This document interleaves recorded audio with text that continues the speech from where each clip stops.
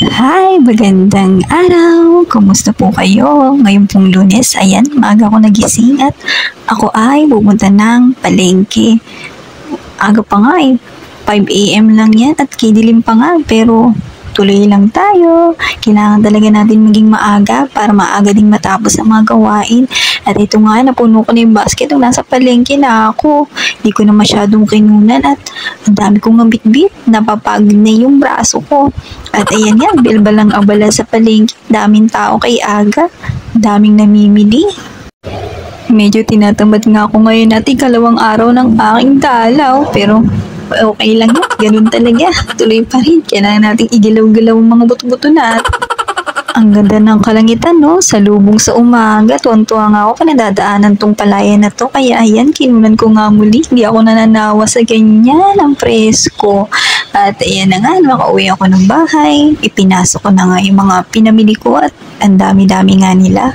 Sasalansan ko yan isa-isa, ilalagay sa rep at ihahanda yung pangulam para sa tanghalian. Ang dami nga niya. Yan.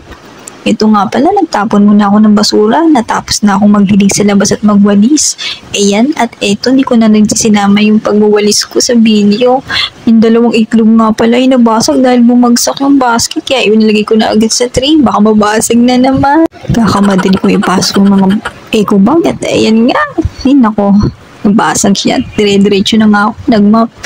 Minom muna ako ng tubig, unang laman ng tiyan ko yan, ganyan ako lagi. Healthy daw kasi yan, sabi ng mga doktor, kaya pinagpatuloy ko na lagi, pampaganda pa ng kutis.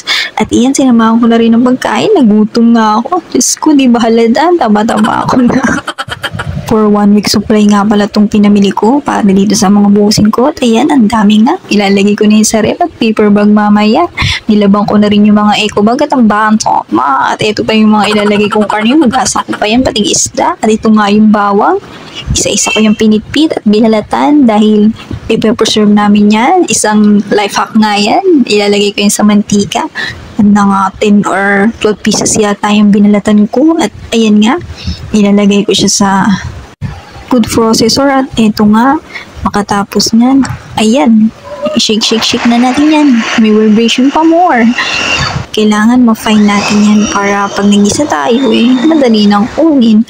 Buti na lang may mga reserba akong lagayan. Ang dami kong nagawa, no? 2, nataliko ko na jar yan. Buti na itabi ko sila.